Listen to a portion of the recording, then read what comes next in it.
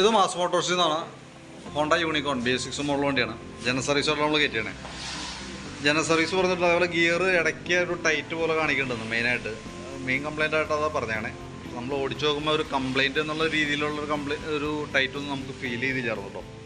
പിന്നെ chain tight ചെയ്യുക, അതേപോലെ ബ്രേക്ക് ചെക്കപ്പ്, ഓയിൽ മാറ്റുക, ഇൻഡിക്കേറ്റർ സൗണ്ടിൻ്റെ ദിവസം പറഞ്ഞിട്ടുണ്ട്. പക്ഷെ അതും ഒരു കംപ്ലയിൻ്റ് ആയിട്ട് നമുക്ക് ഫീൽ ചെയ്തിട്ടില്ല. നമ്മൾ ഓടിച്ചു നോക്കിയായിരുന്നു. നമ്മൾ വണ്ടി ടെസ്റ്റ് ഡ്രൈവ് ചെയ്തതിന് ശേഷം വണ്ടി വർക്കിന് കയറ്റിയിട്ടുണ്ട്. ബാക്ക് ബ്രേക്കിൻ്റെ ഭാഗമൊക്കെ ചെക്ക് ചെയ്യാൻ വേണ്ടി അയച്ചാണ്. ബ്രേക്ക് ലൈനറൊക്കെ അത്യാവശ്യം ഉപയോഗിക്കാനുണ്ട്.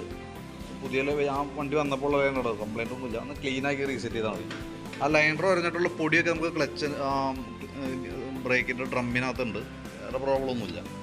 പിന്നെ ടയറൊക്കെ അത്യാവശ്യം ഉണ്ട് ഉപയോഗിക്കാൻ. പുതിയ ടയറാണ്. അത്യാവശ്യം ചെയിൻ്റെ ഭാഗം നമുക്ക് ഓടിക്കുമ്പോൾ നല്ല സൗണ്ട് കാണിക്കുന്നുണ്ട്. അത് അത്യാവശ്യം ലൂസായിട്ടുണ്ട്. അതേപോലെ തന്നെ ചെയിൻ നമുക്കൊന്ന് ഗ്രീസ് ചെയ്ത് റീസെറ്റ് ചെയ്യാം. കാരണം ഇപ്പോൾ മഴയാണ്. അപ്പോൾ മഴയത്ത് ശരിക്കും പറഞ്ഞു കഴിഞ്ഞാൽ ഏറ്റവും കൂടുതൽ ചെയിൻ കംപ്ലയിൻറ്റ് വരുന്ന സമയം മഴയത്താണ്. നമ്മൾ കറക്റ്റായിട്ട് ശ്രദ്ധിക്കുക എന്നുള്ളതാണ്. അപ്പോൾ ചെയിൻ അടിക്കാൻ നോക്കിയിട്ടുണ്ട്. ഇടയ്ക്ക് കയറ്റിയിട്ട് നമ്മൾ ചെയിൻ ടൈറ്റ് ചെയ്യണം.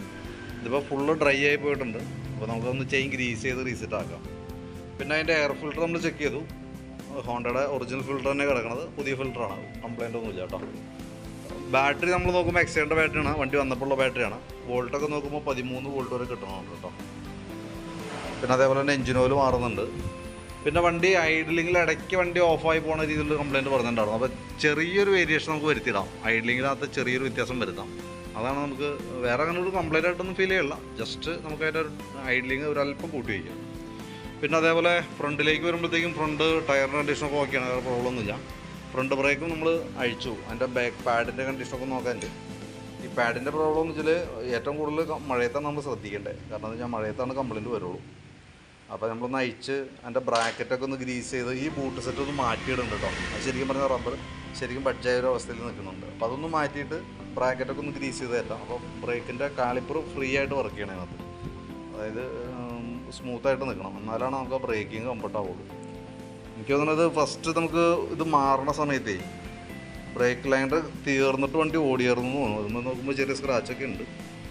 വേറെ കുഴപ്പമൊന്നുമില്ല. നമുക്കൊന്ന് ബ്രേക്ക് ലൈനറൊക്കെ ഒന്ന് ക്ലീൻ ചെയ്ത് റീസെറ്റ് ചെയ്താൽ മതി. വേറെ പ്രശ്നമൊന്നുമില്ല.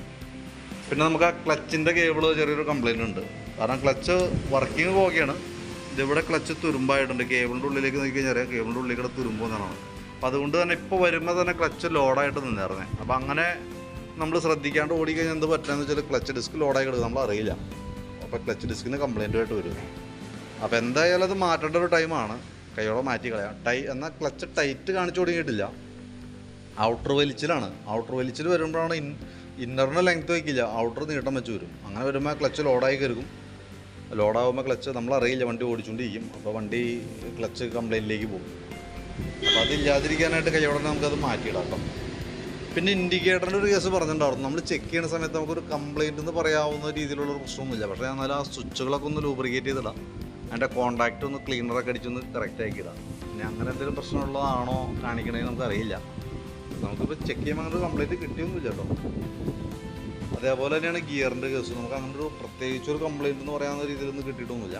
എന്നാലും നമ്മളൊന്ന് ഓടിച്ചു നോക്കി.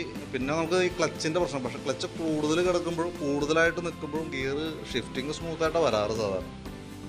ഇതിപ്പം ഒരു കംപ്ലയിൻ്റ് എന്ന് പറയാവുന്ന രീതിയിലുള്ള പ്രോബ്ലം ഒന്നുമില്ല. ജസ്റ്റ് ഒന്നുകൂടി ഒന്ന് വണ്ടി വർക്ക് കംപ്ലീറ്റ് ചെയ്തതിന് ശേഷം ഒന്നുകൂടി ഒന്ന് ചെക്ക് ചെയ്യാം കേട്ടോ.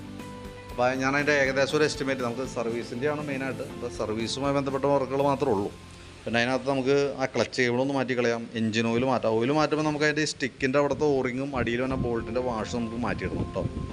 അതേപോലെ തന്നെ ഈ ഫ്രണ്ടിൽ തന്നെ ബൂട്ട് സെറ്റൊക്കെ ഒന്ന് മാറ്റിയിട്ടേക്കാം.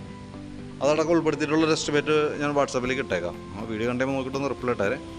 എന്തായാലും നമുക്കൊരു 1 മണി 1:30 വണ്ടി വർക്ക് കംപ്ലീറ്റ് ആവും. അപ്പോൾ നമുക്ക് അതിന് ശേഷം എപ്പോൾ വേണമെങ്കിലും എടുക്കാം. കംപ്ലീറ്റ് ആക്കിയപ്പോൾ എന്തായാലും ഇൻഫോം ചെയ്യാം. ഓക്കെ.